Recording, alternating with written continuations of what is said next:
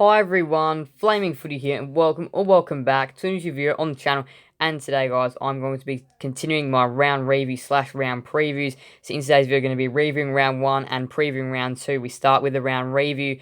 Carlton defeated the Tigers by 5 points Thursday night. First game of the year in Melbourne, and this was a great cracking game. Carlton in the end just getting over the line by 5 points. They've done it in the close games for a little while now, for whatever reason, and in this game they just managed to hold on against a very good Richmond outfit, way better than opening round, so Richmond definitely better in round 1. Sydney defeated the Pies on Friday night to make the Pies go 0-2. The Swans were really good in this game and just managed to break down the Pies throughout many different areas, and the Swans are looking really good. They won this game by 33 points really comfortably, had it won pretty much at half time. This was a great win for them, and they are looking really good and dangerous this year. First game Saturday, Essendon defeated the Hawks by 24 points, 107-83. Hawthorn showed plenty of fight and spirit, but in the end Essendon won. Essendon's real reason why they won was definitely the goal kicking. Hawthorn were inaccurate, and Essendon, they nailed pretty much most of their set shots. Northball made its debut at NG Stadium against GWS. GWS won by 39 points. North Melbourne were competitive and in it for most of it, and there were plenty of shining lights like Zane Dersma and Colby McKercher from last year's draft. But of course, the experience and talent of the Giants got them over the line by 39 points. But Northball, not a bad debut. Saturday night, Geelong defeated the Saints by 8 points at GMHBA. St Kilda just simply couldn't generate enough entries, and Geelong were in front for most of the night. St Kilda made a late charge back, but in the end fell short. And speaking of late charges back, that's exactly what Adelaide did against the Gold Coast Suns at People First Stadium on the Gold Coast. Also, on Saturday night, the Suns won this game by 6 points. The Gold Coast were very impressive for most of this game, and the Crows were the exact opposite of that. They were unimpressive, had a goal to half-time, came storming home in the last quarter to nearly snatch victory, but just a couple of poor moments in the game really did cost them this one. The Suns couldn't play out another game, but were decent for most of it. Melbourne defeated the Dogs by 45 points to open Sunday's footy action. The Dogs hung around for most of the game, but Melbourne were just too classy in the end. Port Adelaide were classier against the West Coast Eagles, defeating them by 50 points. Harley Reid had a pretty good debut game, collecting 16 disposals, but Port Adelaide were just too good, too strong, and the Adelaide Oval won by 50. But it wasn't too bad for West Coast. They did play relatively well and probably better than some would have expected. And to finish the round, it was the upset of the round. Fremantle defeated the Lions by 23 points in the West. Brisbane, along with Collingwood, go 0-2, so both of last year's grand finalists 0-2. And Fremantle, an impressive win, which could definitely spark some theories about what the season could do, and Dockers fans could be very well optimistic about what this season could produce. Round 2 preview now, starting off on the Thursday night, St Kilda and Collingwood at the MCG. This should be one of the biggest games, and Collingwood could be going 0-3 if they drop this. The Saints have requested a few more games at the MCG as part of their fixture request for the 2024 season. This is one of their prime time MCG games, and it is against the Pies, and this is just such an important game for Collingwood, probably more so than St Kilda, but dropping this game for both these two sides would be problematic. Saints 0-2, Pies 0-3, and these are two sides that would definitely be believing they can play finals, and people have definitely believed these two sides can play finals, so it's just going to be about who's the better side on the night.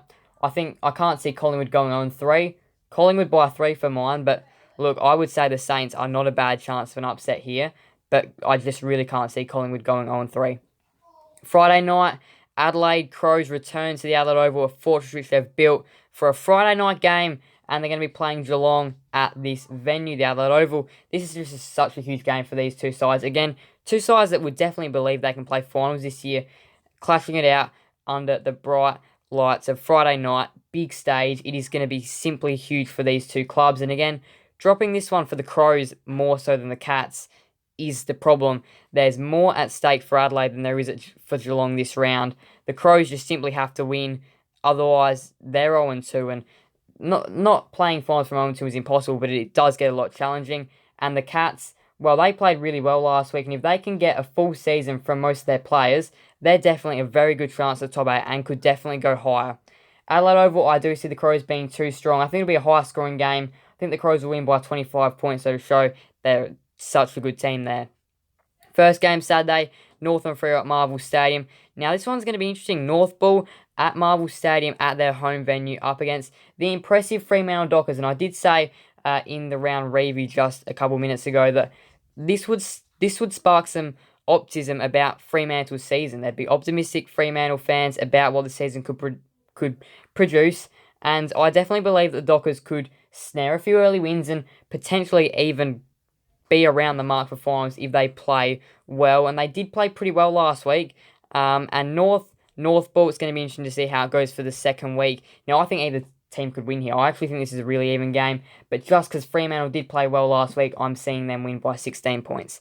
Saturday twilight game is at the MCG, Hawthorn and Melbourne. Hawthorn, they really did try last week against the Bombers, but in the end, couldn't quite pull off the win as Essendon were just too accurate in front of goal, and the Hawks kicked inaccurately. Melbourne are not going to give you that many chances in front of goal this week. I wouldn't believe their defence is such a good part of their game, and if they can get their scoring right, if the Hawks' defence is a bit short on numbers, I could see this being a blowout for the Demons. This is definitely a game that could give them a lot of confidence. I think they will get a lot of confidence in this game. I think they'll win by 46. I think this will be the game where the perfect Demons show themselves everywhere. But the Hawks, though, I wouldn't be surprised if they could pull off a massive upset. Saturday night, the SCG, it is going to be Sydney and Essendon. Big game for the Swans and the Bombers. Both these two sides have started off their seasons with wins. Swans are 2-0, Essendon are 1-0. And Sydney and Essendon have had a couple of really good games in the past, and this could potentially be another one. Essendon going to the SCG for any travelling side can be tough due to the fact that it's a different ground and the Swans do play it and know it so well. I think that's going to help them win this game by 41 points. I just think the Swans are so classy at the moment that it's really hard to tip against them, and I could see them winning this game by a fair bit, to be completely honest. First game Sunday, Western Bulldogs and Gold Coast at Mars Stadium. The Dogs hung around against the Demons last week, but were disappointing in the end, falling away dramatically in the last quarter to lose by 45 points. And Gold Coast, well, they were definitely good against Adelaide in the first half. But the second half let them get way too many scores. They definitely need to play out a full game, the Gold Coast Suns, for lots of people have belief in them, including myself. And I think this is the game where they could potentially play out a first full game. Now, Mars Stadium, conditions are tough. They are difficult down there. It's normally cold. It's normally windy. It is challenging. But I think the Gold Coast Suns will pull off a brilliant upset and win by 7 points down at Mars Stadium. And their forward line will show what they're truly made of, and I think their defence will hold the Dogs to a small score. I think it'll be low scoring, but I think the Suns will get over the line by 7 points in a brilliant game of footy. Sunday twilight at the MCG, Richmond and Port Adelaide at the MCG. Huge game for these two sides, and I think more so for Richmond. They were impressive last week against Carlton, but they did lose a lot of injuries. Just like the Fremantle-Brisbane game, lots of players in that game getting injured. The Tigers lost a lot of players like Josh Gibcus, Dion Prestia, just to name a couple, and will be without them this week for the Power Clash. Port Adelaide were impressive against West Coast, did the job quite comfortably. Now, I could definitely see Richmond winning this game. I wouldn't be surprised if they did, but I just feel like with the few outs they've got, they're going to have to really reshuffle the team. I think Port Adelaide will win in an interesting game of footy by 14 points. I don't think it'll be anything special, but I think Port Adelaide will just get in there and get out with the 4 points. Last game, Sunday, West Coast and the Giants at Optus Stadium. West Coast, they head home for their first home game of the 2024 AFL season. They showed signs last week that they are probably a better side than last year, potentially. Harley Reid is probably a big factor of that, but they definitely hung around against Port Adelaide, and Port Adelaide were inaccurate. Yes, I do understand, but they're going to be playing the Giants this week at Optus Stadium. Now, what effort do we get from West Coast at home would be interesting to see, because last week they were on the road. This week they're at home in front of their home fans. I reckon they'll want to dish up a good performance, and the margin for this one could be quite interesting. Could be something just simple like the Giants win by 30 points, get in there and get out, or they could absolutely destroy them, which I think they will. I think the Giants will win by 67 points, really showing that they are the flag favourites in the competition. They are red hot at the moment, the Giants, and I think they're going to make a big statement in this game. Brisbane and Carlton having their buys this round as well, and boy, it's a need to buy for the Lions, who are 0-2 as well, and had a few little injury problems, like Kadeem Coleman, who's out for the season. So yeah, I do think they need to adjust things, and the buys at a good time for them.